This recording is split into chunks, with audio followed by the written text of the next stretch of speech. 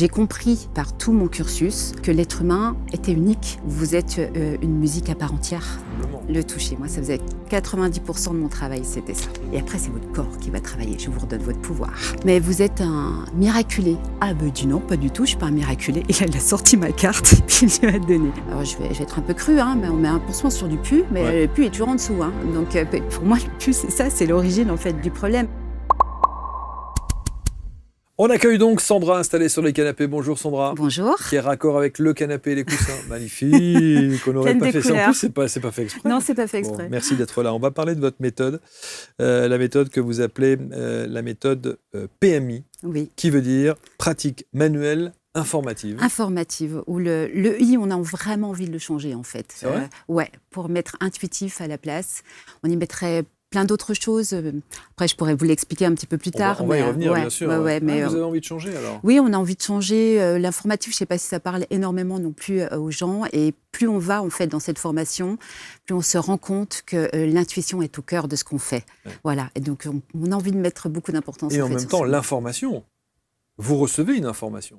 On reçoit des informations, oui. Ouais. Donc informatif, c'est aussi... On peut mettre les deux. Oui, on peut mettre les deux. Bon, on ne va pas se disputer là-dessus. En tout cas, c'est une marque déposée. C'est une marque déposée, oui. C'est un concept déposé. C'est un concept, oui. Alors, c'est un concept, on est bien d'accord qu'on n'invente rien. C'est encore une synthèse de plein de choses qui existent. Où, voilà, c'est un amalgame en fait, de choses qu'on prend professionnellement par rapport à tout ce qu'on a pu apprendre.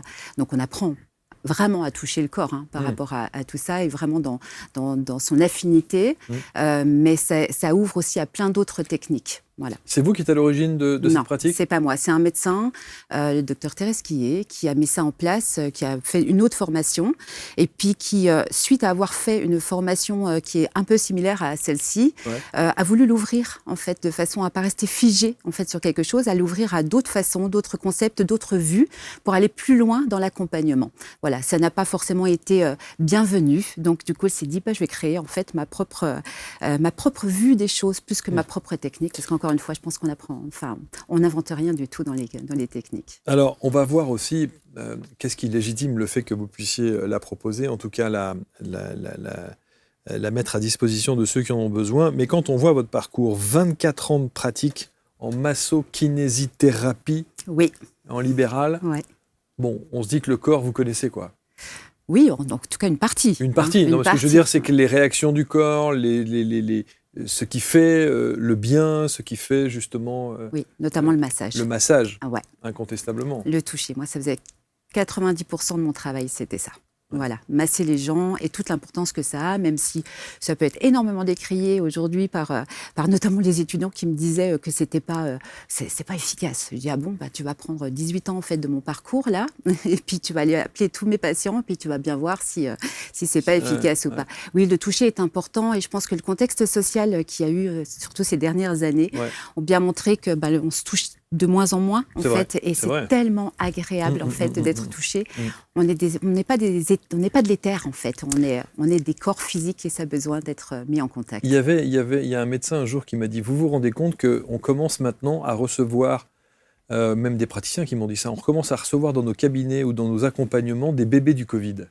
Oui. Ça veut donc dire qu'il y a des bébés, il y a des enfants qui grandissent et ils sont arrivés au monde dans ce chaos-là avec des masques. Et sans voir le visage véritablement, soit de leurs parents, soit des gens qu'ils aiment, etc., etc. Et on se rend compte à quel point aujourd'hui, le fait de se toucher, le fait de s'embrasser, le fait d'avoir un contact physique, il y a une génération en tout cas, qui n'aura pas commencé avec ça. Qui n'aura pas beaucoup connu ça, oui, qui n'a pas commencé avec ça, exactement. Alors que c'est vital. C'est vital, c'est ce qui permet d'être ensemble aussi, le contact. Voilà, c'est d'être ensemble et de montrer qu'on n'est pas seul. Voilà, parce que c'est important en fait de se voir aussi, parce que on reste seul au monde malgré tout par rapport à ce qu'on est nous-mêmes, mais on vit avec l'interaction des autres et cette interaction elle passe aussi par le toucher, parce qu'on est des corps. Voilà. Comment se fait-il que le massage entre dans votre vie ? Alors, c'est vraiment des concours de circonstances, en fait. Je ne savais pas du tout ce que je voulais faire, moi. Je voulais aller côté médecine, ça, c'était sûr. Je ne voulais pas que ça soit trop long, ça, c'est certain. Donc, je suis partie en kiné par une proposition de ma maman. qui me dit « ça serait chouette que tu fasses kiné, il y a une école de kiné, tu pourras être avec ton copain dans la même ville ». Et je suis partie faire ça alors que je ne savais pas du tout ce que c'était comme un kiné, en fait. Voilà.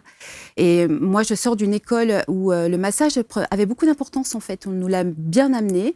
Et toute ma promotion, d'ailleurs, on a tous été des masseurs. Je disais toujours, je suis masseur avant d'être kinésithérapeute. Voilà.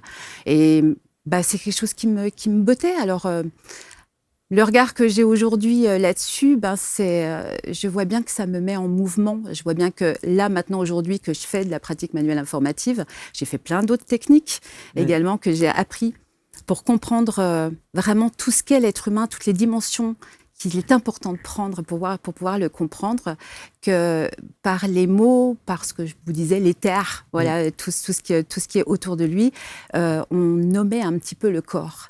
Et moi, j'avais besoin de revenir au corps. Et cette pratique manuelle informative m'a permis de pouvoir faire tout ce que j'ai appris pendant ces 26 ans, parce que dès ma première année de carrière, on m'a emmenée en fait à me former et à comprendre une autre façon de voir la médecine. Voilà, la médecine, on va dire plutôt orientale ou en tout cas non occidentale, comme on l'a ici en France. Donc vous découvrez la MPI, c'est ça, hein? La PMI. La PMI, pardon, je l'ai mis à l'envers, ça c'est mon côté dyslexique. La PMI, comment vous découvrez ça avec ce médecin? Eh bien, encore une fois, c'est vraiment... On a mis des petits cailloux sur ma route. Voilà, j'appelle ça mes petits anges gardiens. Des rencontres, c'est des jeux de rencontres où un jour on m'a emmenée en fait à faire... Ma première formation, c'était la médecine chinoise. Voilà, donc là... J'ai fait pendant 6 ans de la médecine chinoise pour comprendre et avoir vraiment une autre vue avec l'émotionnel, rentrer en compte dans l'humain. Voilà, alors chose qui était extrêmement nouveau pour moi parce que je restais bien terre à terre et bien kiné dans le corps. Et j'ai fait une rencontre de quelqu'un à qui j'ai acheté en fait un matériel. C'est un physicien quantique qui faisait... par l'effet Kirlian, a inventé une machine. Et puis, j'allais en formation. Pendant 15 ans, je suis partie en formation. Lui était extrêmement intéressant parce que non seulement il m'apprenait une autre façon de voir la médecine chinoise, et en plus de ça, lui était intéressant par son parcours de physicien quantique. Donc, il me racontait des choses super et j'ai adoré faire ces formations-là. Et j'ai rencontré encore d'autres personnes qui m'ont emmené faire de l'hypnothérapie. Voilà, j'y suis allée, donc vraiment, là c'était sur Paris, c'était pas loin d'ici, une hypnothérapie qui est pas ericksonienne, qui est plutôt interactive. Et puis là j'ai fait encore une belle rencontre, où on m'a parlé d'une technique qui s'appelle l'harmonisation globale, que le docteur Teresquier, là, par contre, a inventée, voilà, a mise en place. Je suis allée me former dans les mois qui suivaient. Après ça, c'était en 2015. Et suite à ça, encore une fois, on rencontre des gens. Et puis, cette même personne qui m'a amenée à me former à l'harmonisation globale, un jour me dit « Oh, il y a un truc qui va vachement te plaire parce qu'on va toucher le corps. » En plus, c'est un petit peu comme en harmonisation globale, c'est-à-dire vraiment aller chercher les origines en fait, des problématiques, mais non plus par les mots, parce que moi, les mots, ça reste comme un petit problème quand même pour moi. Vrai. Ouais, je suis pas forcément dans la facilité. L'hypnothérapie, j'ai le diplôme d'hypnothérapeute, mais je me dis pas du tout hypnothérapeute. En fait, c'est pas quelque chose qui m'anime. En fait, les mots, je pense être trop dans la difficulté pour bien accompagner avec les mots.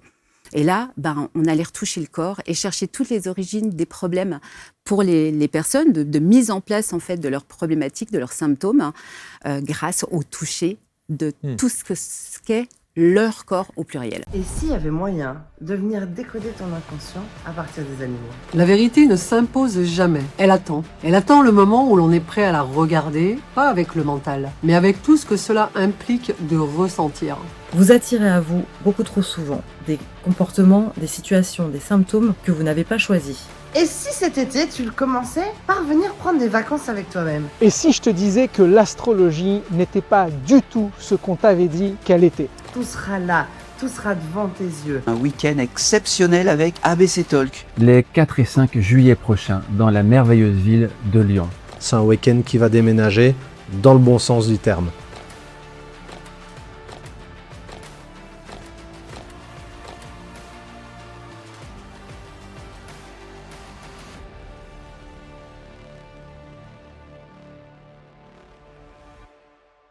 Quelle différence il peut y avoir? Quelle est la valeur ajoutée qu'il peut y avoir entre la PMI et ce que vous avez pratiqué depuis 20 ans au travers de la massothérapie telle que vous l'avez apprise? Quel est le plus? Quelle différence? C'est aller plus loin parce que masser, c'est aller toucher la peau. Alors la peau nous donne déjà énormément d'informations, on est bien d'accord, sur les plans sous-jacents notamment. On sait que s'il y a un problème au niveau de la peau, j'appelle ça un empâtement par exemple, ça veut bien dire que les tissus qui sont en dessous vont pas très bien. Bien sûr que ça peut aller plus loin, mais tout ça, on l'apprend pas. On ne l'a pas en vision spécialement. Là, la pratique manuelle informative, elle m'a permis d'aller déjà contacter toutes les structures autres que la peau, qui vont aussi donner des informations qui vibrent à leur propre fréquence et qui ont leur propre problématique. Pour aller vraiment sur les organes internes, en kiné, on ne fait pas ça. On ne va pas toucher forcément tous les organes internes et toutes les structures du corps, que ce soit vos artères, vos veines, vos nerfs, vos systèmes endocriniens, enfin voilà, tout ce que constitue le corps. Et c'est aussi aller au-delà de ça. C'est-à-dire que le corps est une partie, c'est une vibration à part entière dans la matière, avec sa propre vibration qui est qui est un peu plus basse. Et on a tout ce qu'on vibre au-delà de ça. Donc, dans toutes les formations que j'ai faites, j'ai compris qu'on vibrait au-delà de ça, comme une musique que vous n'entendez pas, et pourtant, que vous ne voyez pas, et que vous entendez. Donc, elle vient percuter votre tympan. Là, c'est pareil. Nous, on fait une musique à part entière qui vient diffuser tout autour de vous, et qui ont des informations. Puis là, on peut y mettre des concepts, bien sûr, de chakras, de corps énergétiques, d'aura, etc. Et tout ça, on va l'aborder aussi. Donc, on va bien plus loin, déjà, dans les structures qu'on va toucher. Alors, non seulement il y a ça, mais il y a aussi quelque chose qui m'a beaucoup posé question quand j'étais à l'école de kiné, c'est que quand on voyait les pathologies, la description des pathologies, on allait aux origines des problèmes, et l'origine était toujours inconnue. Donc, si on ne connaît pas les origines d'un problème, qu'est-ce qu'on traite? On traite essentiellement des symptômes. Donc, c'est essentiellement ce qu'on fait dans notre médecine, ce qui est très bien. Encore une fois, moi, je suis totalement pour l'intégration de tout ce qu'on fait avec toute notre médecine qui est formidable également. Mais c'est pour ça que les patients reviennent systématiquement, parce que nous ne sommes pas allés au fond du fond. Parce qu'on ne va pas au fond du fond. Non, on ne répond pas réellement à la question. Donc, on met un petit pansement sur... Alors, je vais être un peu crue, mais on met un pansement sur du pus, mais le pus est toujours en dessous. Donc, pour moi, le pus, c'est ça, c'est l'origine, en fait, du problème. Donc, et c'est ça qu'on va aller découvrir, qu'on va aller lire chez la personne pour faire en sorte que sa problématique puisse être au mieux pour elle, résolue ou en tout cas amoindrie pour qu'elle vive mieux. Je suis toujours très étonné de voir le nombre d'ex-kinés ou je vais y arriver, ostéo, qui ont pris conscience de la dimension énergétique du corps et du langage du corps pour accompagner ceux et celles qui viennent dans leur cabinet. Il y en a beaucoup maintenant. Il y en a beaucoup et je pense qu'il y en a toujours eu. Moi, je remercie, je crois que je remercie ma maman. Merci de m'avoir envoyée chez les kinés, d'autant plus que quand j'ai fait mes études, moi j'ai été amenée quand même à rencontrer des infirmières, tout ce monde, des infirmières, des médecins, etc. Et je me suis dit, qu'est-ce que je suis bien tombée et qu'est-ce que j'ai bien fait d'aller en kiné. C'est une super corporation qui ont l'esprit extrêmement ouvert, et qui s'ouvre à toutes ces techniques-là. Ça veut dire, c'est ça, c'est qu'aujourd'hui, sur les bancs des écoles de kiné, on apprend la dimension énergétique? Un petit peu. Nous, en tout cas, on l'a apprise. Voilà, on l'a apprise par certains profs, qui sortaient un petit peu du cadre. Et donc, ça a été le premier abord que j'ai pu avoir, c'était là. Mais là, l'avantage que vous avez, comparé effectivement à d'autres qui sont aussi dans le soin énergétique, c'est qu'il y a une base scientifique. Oui. Vous avez donc une formation purement de kiné qui fait qu'on reste sur de la matière pure, je veux dire la matière organique pure. Et ça, avec la sensibilité et l'intuition que vous avez pu développer au travers de la PMI, en plus, c'est une vraie valeur ajoutée. Oui, c'est une valeur ajoutée. Je crois que ça rassure aussi. Ça rassure les gens parce que je dis souvent mes consultants, parce que je les appelle comme ça aujourd'hui, ce n'est plus des patients, mais des consultants. Je leur dis, je vais prendre ma petite casquette de kiné. Voilà, je vais vous donner des informations de comment moi je vois les choses. Encore une fois, je dis, vous prenez ce que vous voulez, je n'oblige personne à faire quoi, mais c'est ma vision des choses, de façon à ce que ça soit au mieux pour vous, en fait. Mais ça veut dire que la PMI, c'est une lecture du corps par une vibration, par une approche vibratoire différente, alors, pour le coup, de la kiné. Oui. Oui, parce qu'en kiné, qu'est-ce qu'on va faire? On va faire du symptôme quand même, malgré tout. Vous avez mal au cervical, on va aller vous masser vos cervicales. Ça, on va oui. peut-être redescendre un petit peu en bas, on va peut-être monter un petit peu au-dessus, un petit sur la droite, à gauche. Là, j'ai envie de vous dire, si vous venez en PMI, que je vous fais une séance, je ne suis pas sûre de toucher vos cervicales si vous avez mal là. Voilà, je peux aller totalement ailleurs. Là, je vais vous parler en tant que musicienne, parce que je suis musicienne. Je sais que j'ai vu ça, que vous étiez musicienne. Vous jouez de quoi? Je fais de la flûte traversière, je fais de la contrebasse à cordes, je pianote et je chante un peu. Oh, Voilà. bien. Alors, en tout cas, c'est une passion, on est tous musiciens dans la famille. Et c'est, je crois, quelque chose qui m'a emmené cette sensibilité. Je crois que je l'avais déjà, cette sensibilité, même si, comme j'ai pu vous l'écrire, je ne suis pas tombée dedans quand j'étais petite, moi. J'ai aucun don, même si des fois, j'avais des patients qui me le disaient. Oh, vous avez un don, Sandra, parce que le point s'en va. J'ai pas de don du tout. Je suis juste allée appuyer sur un point et puis bon, c'est parti. Que quoi. vous connaissez techniquement parlant. Exactement, Bien sûr, voilà, bien sûr. qui en plus a été plus ou moins démontré. Donc, Oui, il en plus, n'y a pas de souci. Et tout ça, ça s'est développé en fait petit à petit par cette qualité, je pense, de sensibilité que je devais avoir. La musique m'a toujours fait vibrer, me montait des émotions. Et aujourd'hui, comme je pratique la PMI, parce qu'on est tous différents, on est bien d'accord. J'ai beau être formatrice, je ne veux pas qu'ils soient l'égal de moi, je ne veux pas qu'ils me copient. Ça ne serait pas juste pour eux. Je veux qu'ils soient eux, qu'ils se révèlent eux. Moi, je me suis révélée effectivement avec plutôt un côté vibratoire. Donc, je ne vais pas donner d'informations forcément aux gens. Ils vont me dire, souvent ils me disent, les gens, vous allez deviner.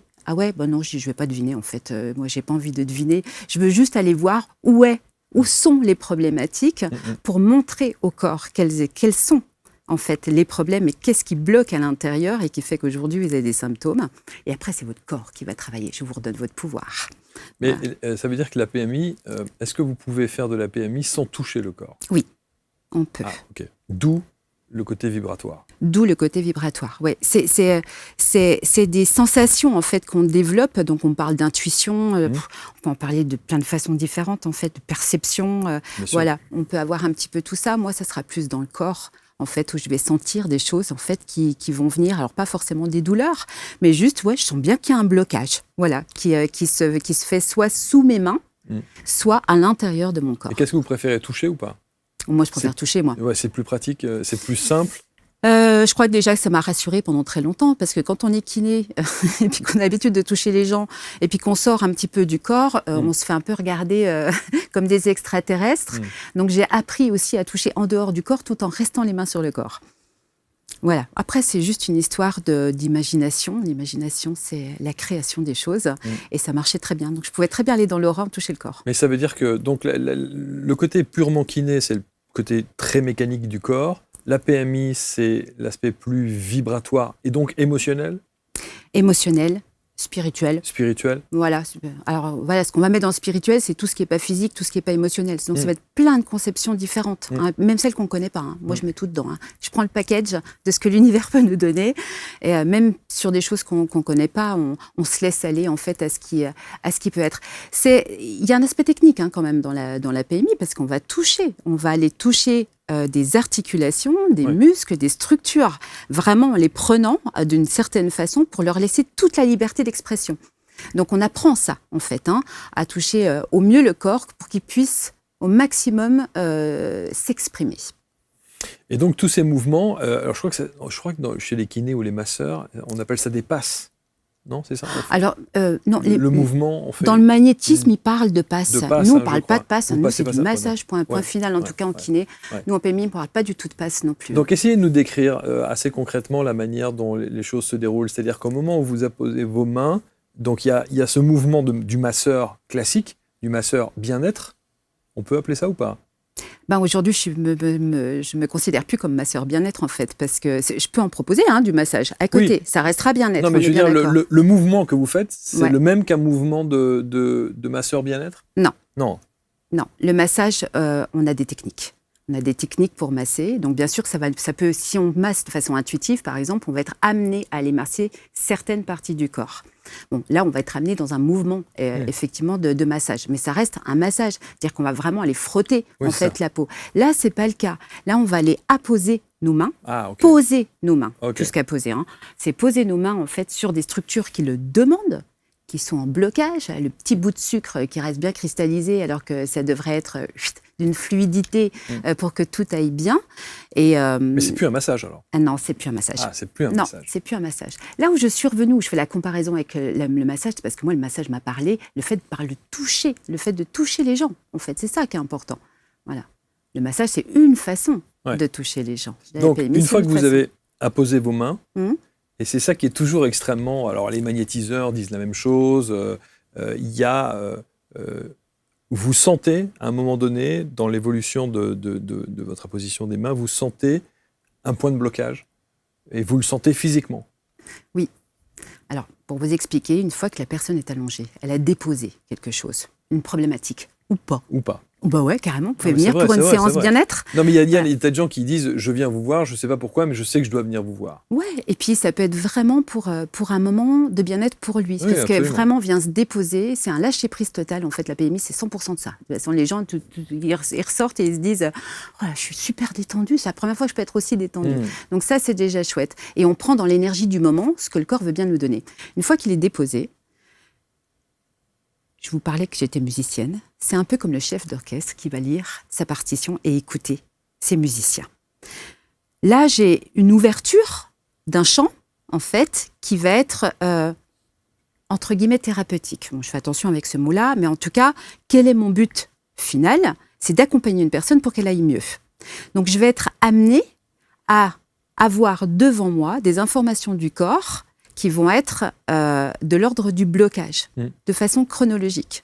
Donc voilà, dans un premier temps, je peux être amenée à un pied, par exemple, une articulation du pied. Donc voilà, je vais mettre mes mains dessus, sur l'articulation, je vais la mettre dans une certaine position qui va lui permettre d'être le plus possible libérée. Et là, je vais amplifier le mouvement de blocage.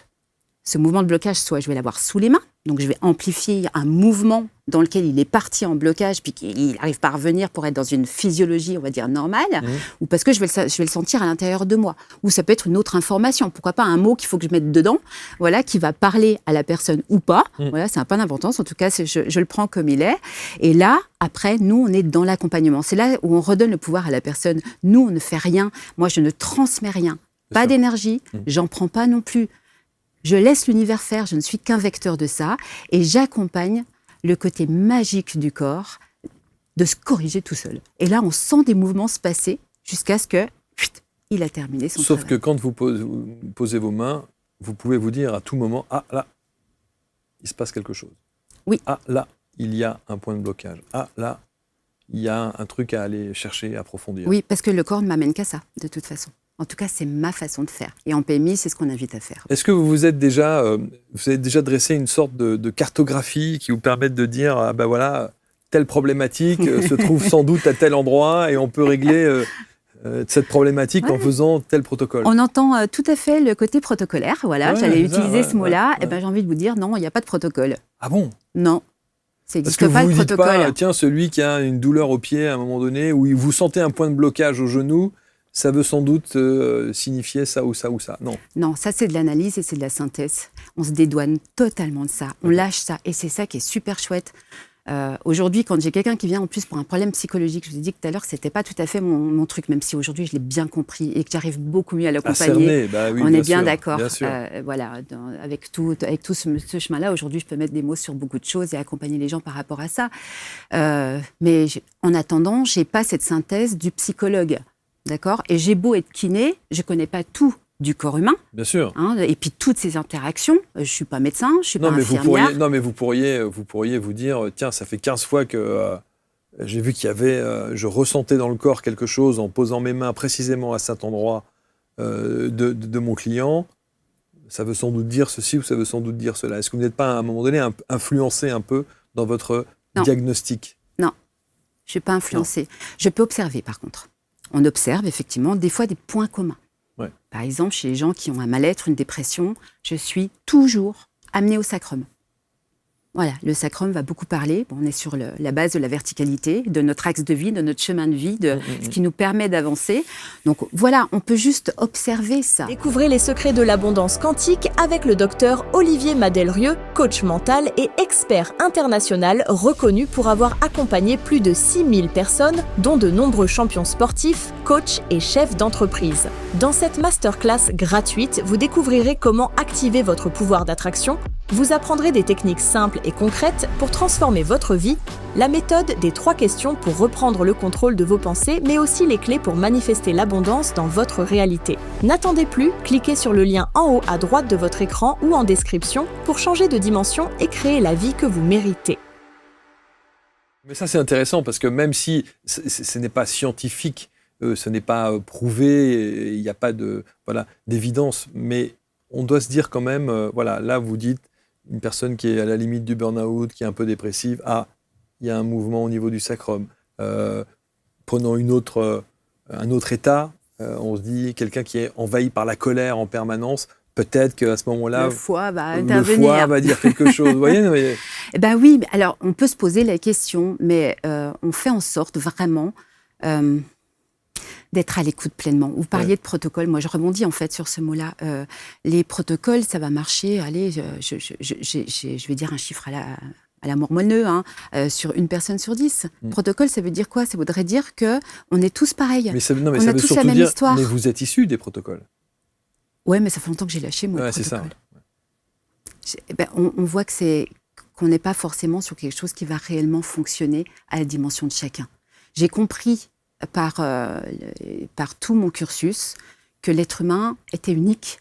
Vous êtes une musique à part entière, en fait, voilà. Et moi, j'ai qu'une envie, c'est d'aller écouter votre musique. Donc oui, me dit, tiens, il me parle, il n'est pas bien, il est dans un mode dépressif. Ouais, je vais peut-être être amenée. Des fois, je peux ne pas l'être, voilà, à certaines structures que je peux voir en commun. Donc oui, on peut voir des choses en commun. En tout cas, quand on forme les gens, on leur en parle, parce que ça peut être intéressant pour eux d'entendre ça. Mais on met toujours derrière. Mais ça, c'est notre expérience. Vous allez vous faire la vôtre. Ne vous arrêtez pas à ça. Au même titre que quand vous avez quelqu'un qui vient avec, par exemple, une entorse de cheville, on nous dit, alors, qu'est-ce qu'on peut faire? Voilà, sur une entorse de cheville. Je vais toucher quoi? Je dis, si ça se trouve, tu ne toucheras pas la cheville. Laisse-toi porter. Et ça va être toute l'histoire de la personne. Elle va te délivrer. Qui sait mieux qui il est? Celui qu'on a en face de nous. Pas nous. Sauf qu'à l'inverse, la plupart du temps, les gens, quand vous dites laisser parler les gens ou laisser s'exprimer par le corps ou d'une autre manière les clients que vous pouvez avoir, parfois ils sont incapables de le faire. Ils les ressentent, ils savent que ça ne va pas et ils attendent presque la réponse qui vient du praticien. Oui, j'entends 2 choses dans ce que vous dites. L'expression, les mots pour les gens, c'est déjà exprimer leur mal-être, c'est compliqué. On est bien d'accord. L'avantage de cette technique, et c'est pour ça que je l'aime, moi, c'est c'est pas grave. Il n'y a pas besoin de parler. Mais non, parce qu'il le vibre. Oui, c'est ça. Et il vient pour ça, en plus. Donc, le corps va nous donner les informations pour ça. Il le vibre. Je dis, vous inquiétez pas. Et même si vous oubliez quelque chose, vous y pensez juste à un moment donné, ça va faire vibrer aussi votre corps. Et moi, derrière, je vais aller écouter tout ça.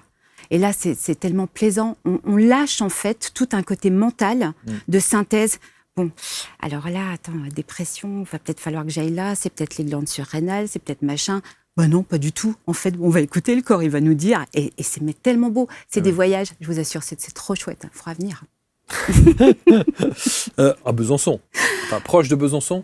Proche de Besançon. Proche de Besançon. Ouais. Du coup, on ne peut pas faire de distanciel. Si, on peut faire du distanciel. Vous faites du distanciel. Ouais.